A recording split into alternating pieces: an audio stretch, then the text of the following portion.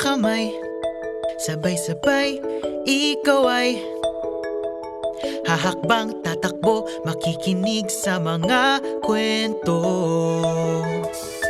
Paligid ay pagmasdan, kay raming matutuklasan. Ang kaya nating isipin, makakaya ring gawin. Sa Kinder, yes, lahat ay kasali. Sa Kinder, yes, walang mahuhuli. Magkasama sana tayo palagi. Yes na yes! Ito ang Kinder, yes. Ang Kinder, yes. Kinder, yes! Magandang araw! Kumusta kayo? Nakakita na ba kayo nito? Ito ang tinatawag na bungkaka. Sabihin nga natin, bung, ka, bungkaka. Ang bungkaka ay instrumentong tinutugtog sa ilang probinsya sa Cordillera. Ang Cordillera ay probinsyang matatagpuan sa Pilipinas. Ito ay nasa taas na bahagi ng ating bansa.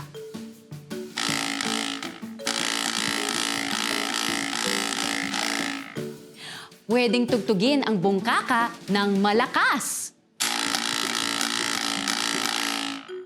Pwede ring mahina.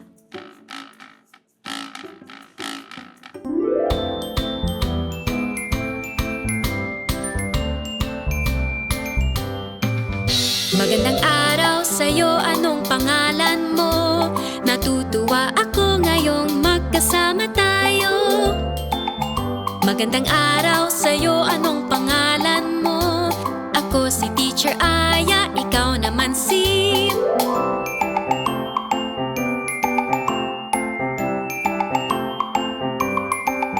Magandang araw sa'yo, anong pangalan mo? Natutuwa ako ngayong magkasama tayo. Magandang araw sa'yo, anong pangalan mo? Ako si Teacher Aya, ikaw naman si... Ako si Teacher Aya, ikaw naman si...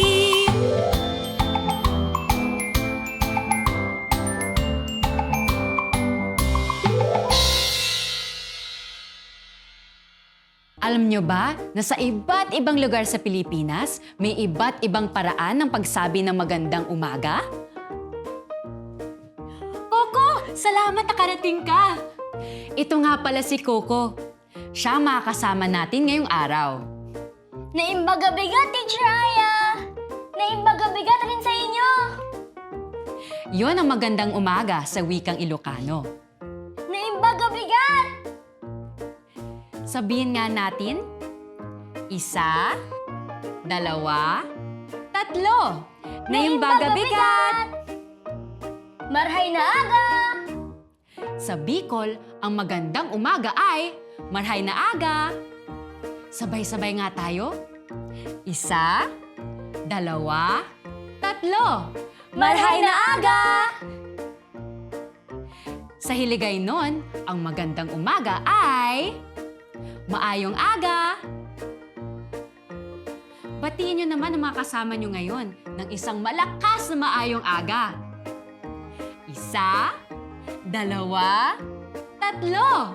Maayong aga! Maayong buntag! Ganun naman bumati ng magandang umaga sa Sinugbuanong Binisaya. Batiin uli ang katabi ng hindi masyadong malakas pero hindi masyadong mahinang maayong buntag. 1, 2, 3. Maayong buntag! Ang dami pong paraan para bumati ng magandang umaga. Yan ay dahil maraming probinsya ang bansa natin. Kaya tuwang-tuwa po ako kapag pumupunta sa probinsya. Marami po akong bagong natututuhan at bagong nakikilala mga kaibigan. Maliban pa dyan, marami rin tayong nakikitang iba't ibang tanawin.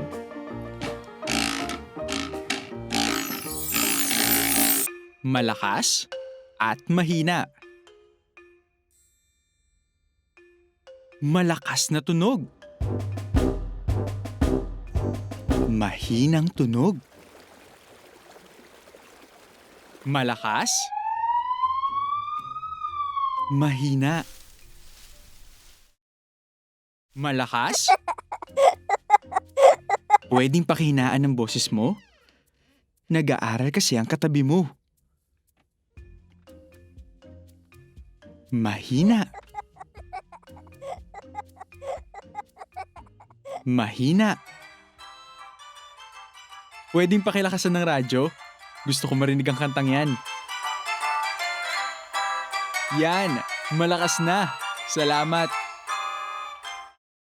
Kapag may tanong si teacher, ano kayang boses ang gagamitin? Mahina o malakas?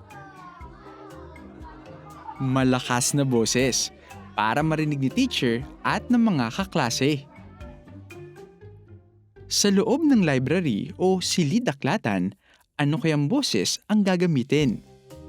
Mahina o malakas?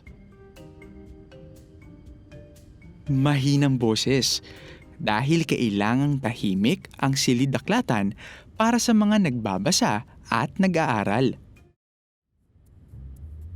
Sa palaruan, tuwing nakikipaglaro sa mga kaklase, ano kayang boses ang gagamitin ni Louie? Mahina o malakas? Pwedeng gumamit ng malakas na boses, lalo na kapag nagkakatuwaan silang magkakalaro. Tuwing gabi sa bahay, habang natutulog ang lahat, anong boses ang gagamitin? Mahina o malakas? Mahina siyempre, para hindi magising ang mga natutulog. Ikaw, kailan mo ginagamit ang mahina at malakas mong boses?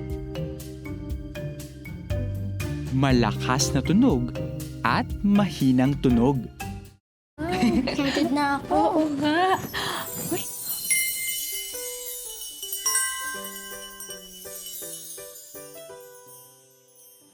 Narinig niyo yun? Ano po ang tunog na yun? Tuwing maririnig natin ang tunog na yon, ang ibig sabihin ay kwentuhan na! Simulan na natin!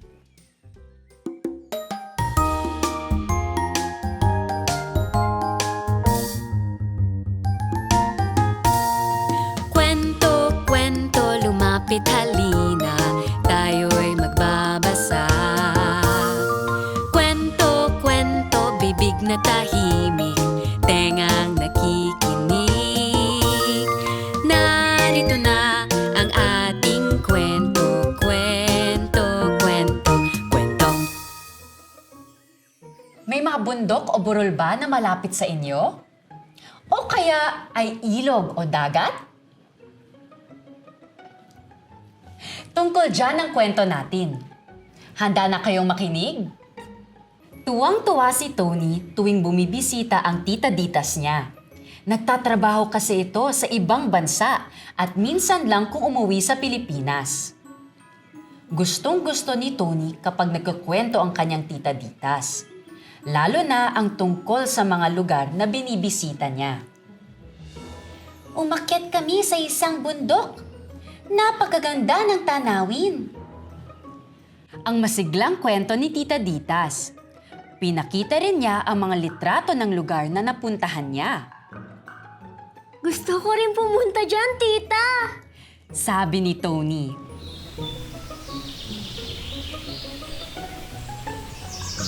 Itong beach, tingnan mo. Napakalinaw ng tubig at napakapino ng buhangin. Ang ganda. Gusto ko rin po pumunta dyan, tita. Sabi ni Tony. Manghang-mangha si Tony sa mga ipinakita ng kanyang tita Ditas. May napuntahan din akong falls na napakalaki. Sana makapunta rin po ako dyan, tita. Sabi ni Tony. Ano-ano ang mga napuntahan ni Tita Ditas na gusto rin puntahan ni Tony. Pero alam nyo, tila naging seryoso si Tita Ditas. Wala pa ring tatalo sa mga tanawin sa Pilipinas. Napangiti ang nanay ni Tony, sabay sabi, "Aba syempre, maganda rin ang mga tanawin dito sa atin." Meron din po rito sa Pilipinas? Oo naman, tingnan mo ang mga bundok at burol na ito. Sabay labas na mga litrato. Sa Pilipinas po yan? Ang gaganda! Namilog ang mga mata ni Tony. Ano sa tingin nyo ang nararamdaman ni Tony? Ang dami pala nating beach! Punta po tayo dyan, nanay! Sabik na sabi ni Tony. Oo, ilan lang ito sa magagandang tanawin sa bansa natin. Ipinakita rin ng nanay niya ang ilan pang magagandang lugar sa Pilipinas at lalong nasabik si Tony. Tuwang-tuwa si Tony dahil marami pala silang pwedeng pasyalan nang hindi na kailangan lumabas sa Pilipinas. At diyan nagtatapos ang kwentong Balik sa Bayan. Anong paborito niyong parte ng kwento? Paborito ko rin yun! Ikaw, Coco, ano yung paborito mo? Ang paborito ko po ay... yung nalaman ni Tony na hindi kailangang umalis ng Pilipinas para makakita ng magandang tanawin. Ako rin! Yun ang paborito ko. Kayo, katulad din ba kayo ni Tony na gustong makakita ng iba't ibang tanawin? Ako po, Teacher Aya. Gusto ko rin makakita ng iba't ibang tanawin tulad ni Tony. Tamang-tama! Sa susunod na linggo, may pupuntahan kami. Gusto mo bang sumama? Sige po! Magpapaalam muna ako kay nanay at tatay. Siguradong masaya yan. Pero tandaan na maliban sa pamamasyal, kailangan din natin pangalagaan ang mga lugar na ito. Sa pag-aalaga at pagpapanatili ng ganda nito, sigurado tayong makikita pa ito ng mas maraming tao. May 3 malalaking grupo ng mga isla sa Pilipinas. Luzon, Visayas, at Mindanao. Ano-anong mga magagandang tanawin ang makikita natin sa mga islang ito? Ang Banawe Rice Terraces o Hagdang-Hagdang Palayan. Saan matatagpuan ang Banawe Rice Terraces o Hagdang-Hagdang Palayan?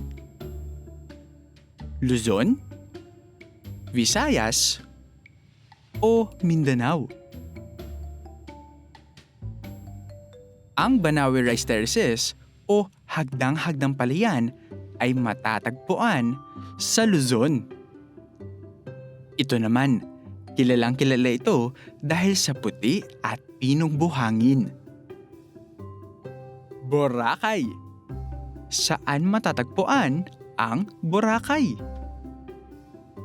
Luzon, Visayas, o Mindanao? Ang Boracay ay matatagpuan sa Visayas. Ang pinakamataas na bundok sa Pilipinas. Ang Mount Apo. Saan ito matatagpuan? Luzon, Visayas, o Mindanao? Ang Mount Apo ay makikita sa Mindanao. Magaling! Sana mabisita natin ang mga lugar na ito, no? Pati na rin ang iba pang mga tanawin sa Luzon, Visayas, at Mindanao. Ang bawat titik ay may tunog. Alam nyo ba ang tunog ng titik L, titik Y, titik N, at titik G?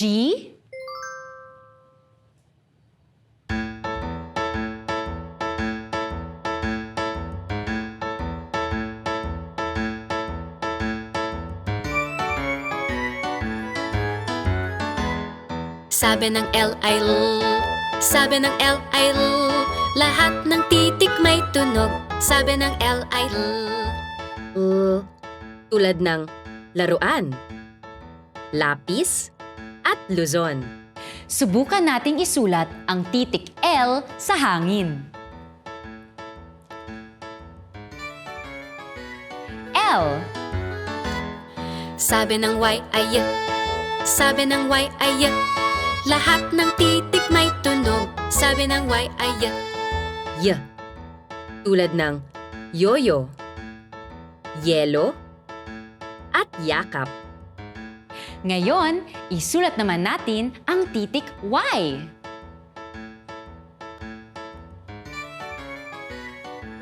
Y. Sabi ng N ay N. Sabi ng N ay N.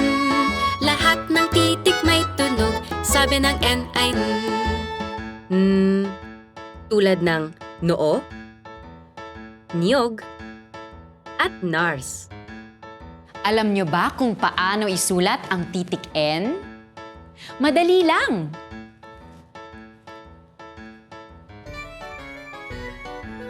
N. Sabi ng G ay G. Sabi ng G ay G. Lahat ng titik may tunog. Sabi ng G ay G. G. Tulad ng gatas, gagamba, at goma. Ganito naman isulat ang titik G.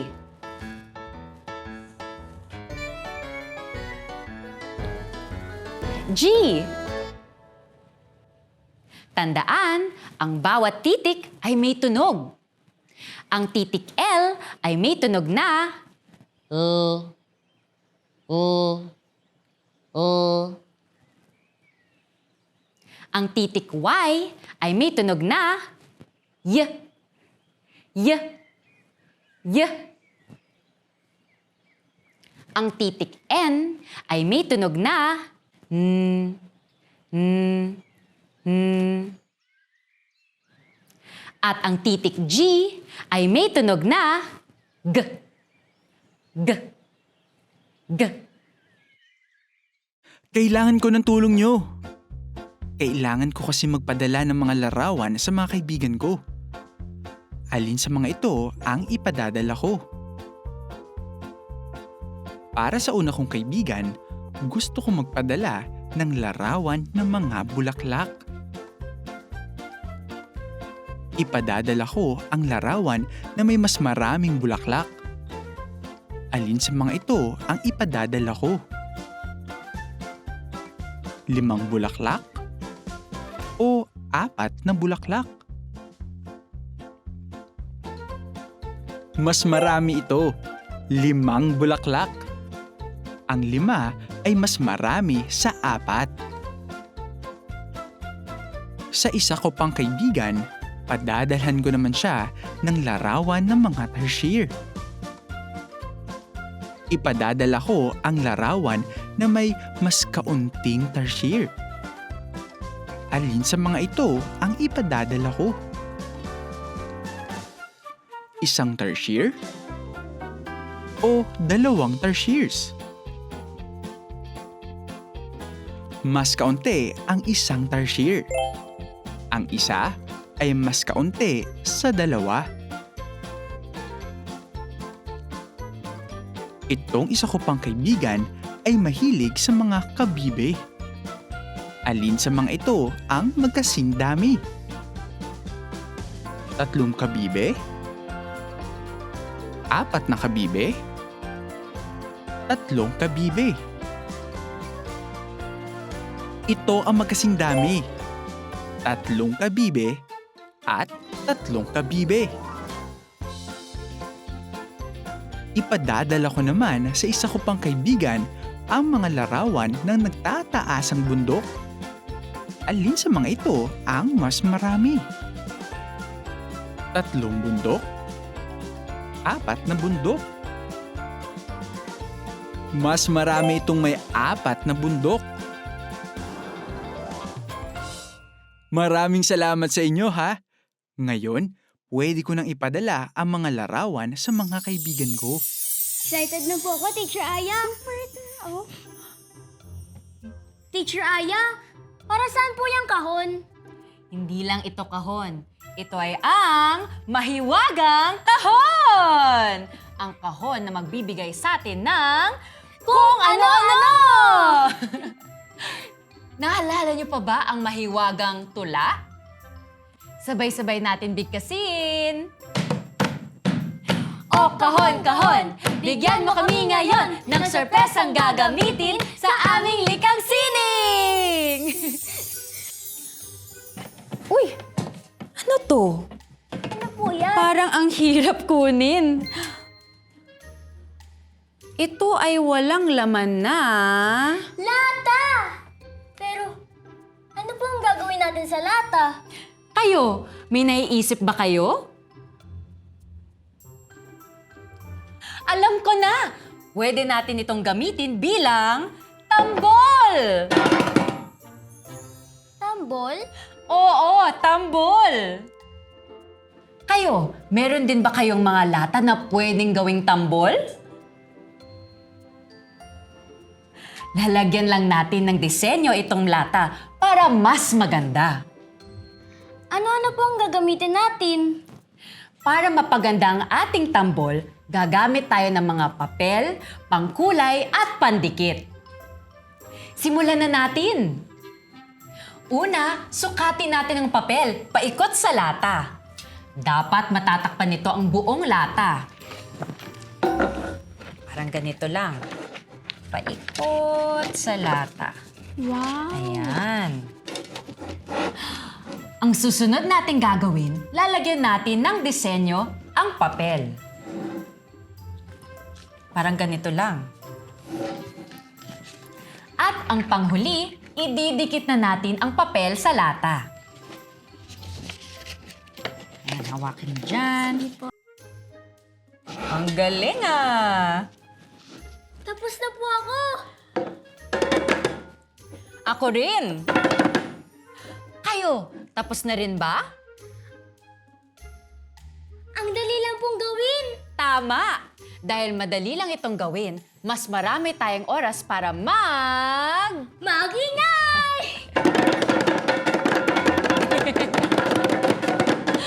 Sabayan niyo rin kami! At sa bilang ng 3, sabay-sabay tayo magpatugtog. Ay, teka. Teacher Aya, baka pwede rin natin gamitin ang buong kaka. Sige, pero nasan nga ba yun? Parang nandito lang yun. Parang wala rito. Mabuti pa, titignan ko sa labas. Sasamahan ko po kayo sa paghahanap, Teacher Aya. Sandali lang, bago tayo lumabas, magpaalam muna tayo sa kanila. Ganda naman ang pagtugtog nila na. Ang ganda nga din po sa'yo. Kaka. Kaka. Kaka. Nagustuhan niyo ba ang mga ginawa natin ngayong araw? Ako po, Teacher Aya. Nagustuhan ko po. Lalo na po ito bago kong tambol. Uy, pareho tayo, Coco! Sa susunod, marami pa tayong gagawin at pagkukwentuhan. Magkita-kita ulit tayo! Hanggang sa muli!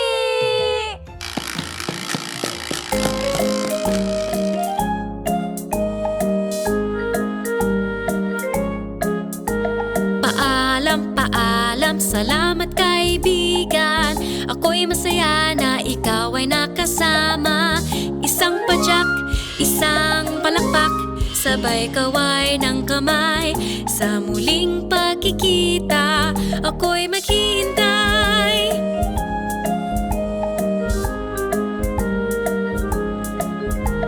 Paalam, paalam, salamat kaibigan. Ako'y masaya na ikaw ay nakasama. Isang padyak, isang palakpak, sabay kaway ng kamay. Sa muling pagkikita, ako'y maghihintay.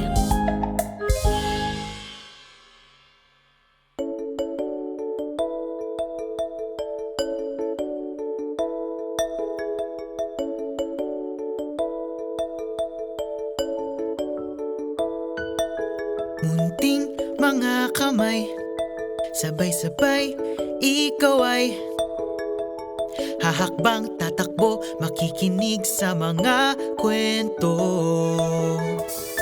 Paligid ay pagmasdan, kay raming matutuklasan. Ang kaya nating isipin, makakaya ring gawin. Sa kinder, yes, lahat ay kasali. Sa kinder, yes, walang mahuhuli. Magkasama sana tayo palagi. Yes na yes, ito ang kinder, yes. Ang kinder, yes.